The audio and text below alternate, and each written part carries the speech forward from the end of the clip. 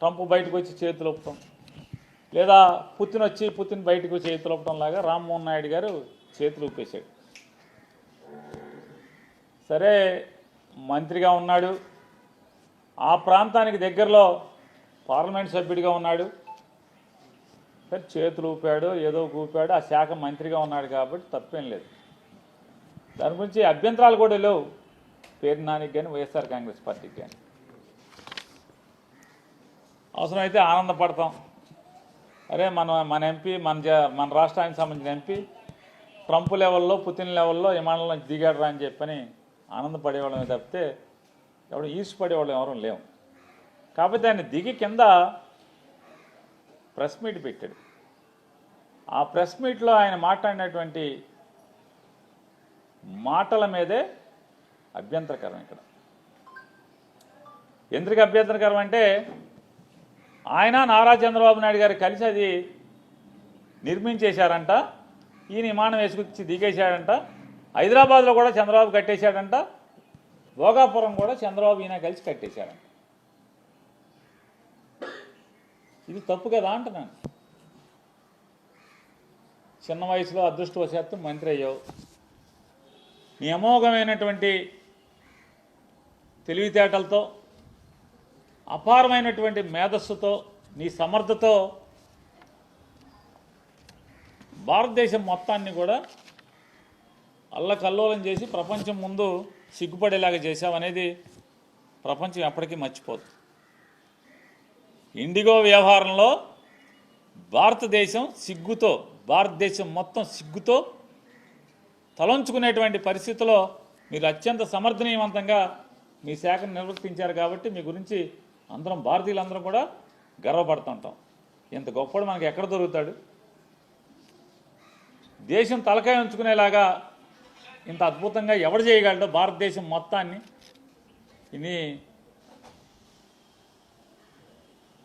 150 కోట్ల మంది జనాన్ని ప్రపంచం ముందు తలకాయ ఉంచుకునేటువంటి అద్భుతమైనటువంటి విషయాన్ని ఎవడి వల్ల సాధించేది, ఎవడి వల్ల అవుద్దని చెప్పనేది అందరం కూడా గుర్తుంచుకుంటాం. ఇవాళ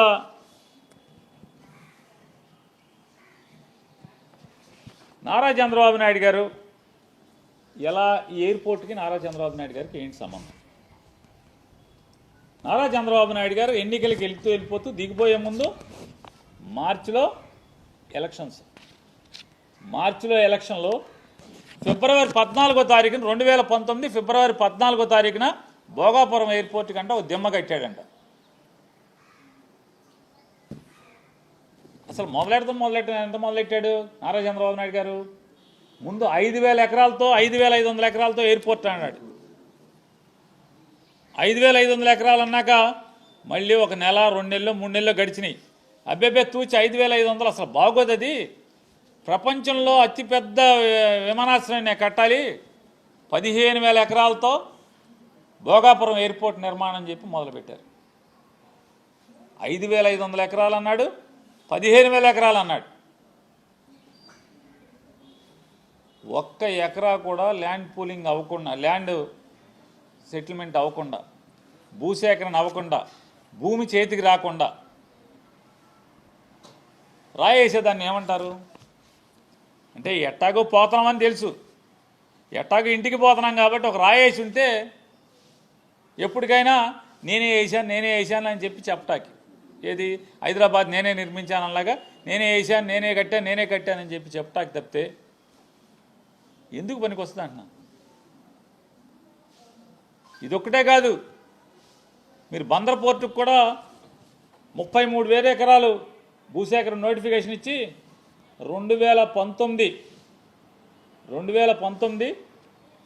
ఫిబ్రవరి 7వ తారీఖున బందర్ వచ్చి శంకుస్థాపన చేశారు. ఫిబ్రవరి మార్చి, అది ఇకండి మార్చి 7వ తారీఖు, ఇకండి మార్చి 10వ తారీఖు 15వ తారీఖు కోడ్ వస్తుంది అనుకుంటారు.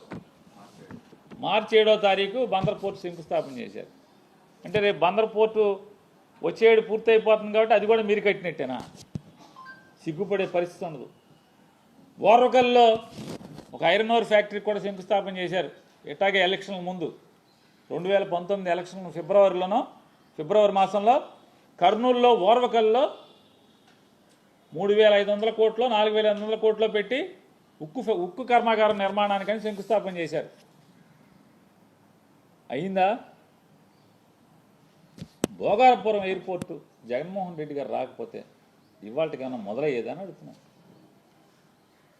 2000 జగన్మోహన్ రెడ్డి గారు 2019లో వచ్చిన తర్వాత ఈ తప్పుడు ఆలోచనలన్నీ కూడా చాప చుట్టి దూరంగా ఒక్క తన్నుదని 2,200 ఎకరాలు చాలు ఎయిర్పోర్ట్ నిర్మాణానికి, 5,500 ఎకర్లా 15,000 ఎకర్లా అని చెప్పి ప్రజల్ని ఒప్పించి 2,200 ఎకరాలు భూసేకరణ పూర్తి చేసి, భూసేకరణ పూర్తి చేయడమే కాకుండా ఎక్కడైతే నిర్వాసితులు దాంట్లో తొలగించబడుతున్నారో ఆ తొలగించబడేటువంటి నిర్వాసితుల యొక్క R&R ప్యాకేజీని చెల్లించి వారికి సంపూర్ణంగా వేరే చోట ఇళ్ల నిర్మాణం పూర్తి చేసిన తర్వాత, కాలనీ నిర్మాణం పూర్తి చేసిన తర్వాత మాత్రమే 2023వ సంవత్సరం జగన్ గారు శంకుస్థాపన చేశారు. 2023వ సంవత్సరంలో అప్పటికి దానికి కావాల్సిన పర్యావరణ అనుమతులు, భూసేకరణ కానీ లేదా రైతులు కట్టాల్సిన ప్రతి నయా పైసా కట్టడం కానీ, తొలగించిన ఇళ్లకు కానీ తొలగించినటువంటి అన్ని ప్రజలకు సంబంధించినటువంటి అవసరాలను కానీ పునర్నిర్మాణం చేసి 19లో ఆయన ఎక్కిన దగ్గర నుంచి 2023 వరకు సంపూర్ణంగా చిత్తశుద్ధితో దానికి కావలసినటువంటి అన్ని కార్యక్రమాలని పూర్తి చేసి జగన్మోహన్ రెడ్డి గారు 2023 శంకుస్థాపన చేస్తే ఆ రోజే చెప్పారు. ఆయన 2023లో శంకుస్థాపన చేసే రోజు చెప్పారు, ఈ భోగాపురం ఎయిర్పోర్టు అనేక మంది ప్రజల యొక్క, రైతుల యొక్క త్యాగం ద్వారా ఈ ఏర్పాటు కాబడుతుంది. ఇది ఆంధ్రప్రదేశ్ రాష్ట్రానికి తలమానికం అవుతుంది అని చెప్పి ఆ రోజే అదే మీటింగ్లో కేంద్ర ఉపరితల రవాణా శాఖ మంత్రి గారు ఆయన జగన్ గారికి హామీ ఇచ్చారు, అనౌన్స్ చేశారు. ఆంధ్రప్రదేశ్ రాష్ట్ర ముఖ్యమంత్రి జగన్మోహన్ రెడ్డి గారు వైజాగ్ పోర్ట్ నుంచి భోగాపురం ఎయిర్పోర్ట్ మీదుగా నేషనల్ హైవే 16ని కలపటానికి 6 లైన్ల 6 వరుసల రహదారి నిర్మాణం కావాలని నన్ను సతాయిస్తున్నాడు ఒక సంవత్సరం నుంచి. నేను అవదని చెప్తున్నాను. చెయ్యాలి సార్, నువ్వు ఎట్టైనా చెయ్యాలని నన్ను గట్టిగా పట్టుకుని వదలలేదు. నేను ఈరోజు అనౌన్స్ చేస్తున్నాను, 6,600 కోట్ల రూపాయలతో వైజాగ్ పోర్ట్ నుంచి భోగాపురం ఎయిర్పోర్ట్ మీదుగా నేషనల్ హైవే 16ని కలిపేదా అనుసంధానం చేస్తూ 6 వరుసల రహదారి నిర్మాణానికి మంజూరు చేస్తున్నాను అని చెప్పి ఆ సభలో, శంకుస్థాపన సభలో కేంద్ర మంత్రి నితిన్ గడ్కరీ గారు ఆయన ప్రకటించారు. ఇది ఎప్పుడన్నా చంద్రబాబు ఊహించాడా, ఆలోచించారా? చంద్రబాబు నాయుడు గారు, రామ్మోహన్ నాయుడు గారు చెప్పండి, ఆలోచించారా, అడిగారా?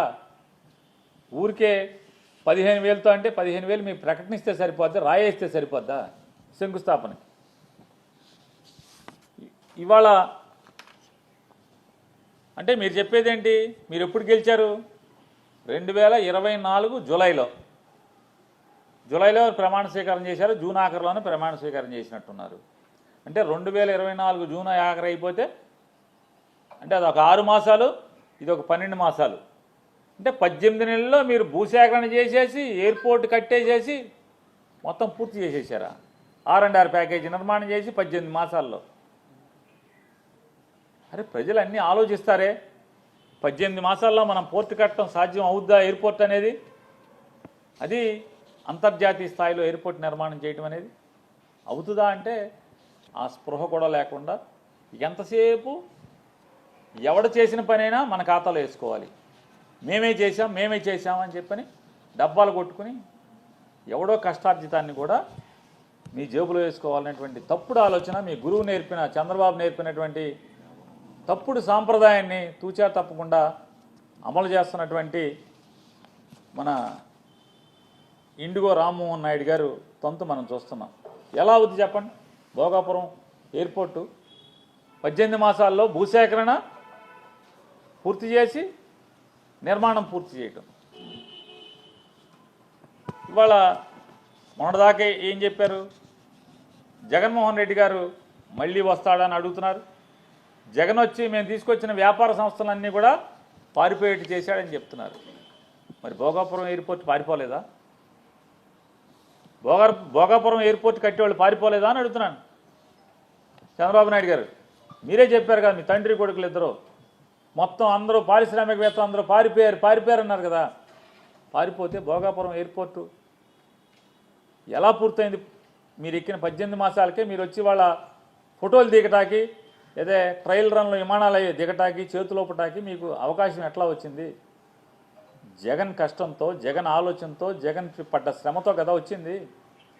ఇవాళ మీరు ఫోటోలు దిగినంత మాత్రాన, మేమే చేశామని టీవీలో ఊకదంపుడు ఉపన్యాసం ఇచ్చినంత మాత్రాన ప్రజలకి వాస్తవాలు తెలుసు అనేది ఇదొకటే కాదు.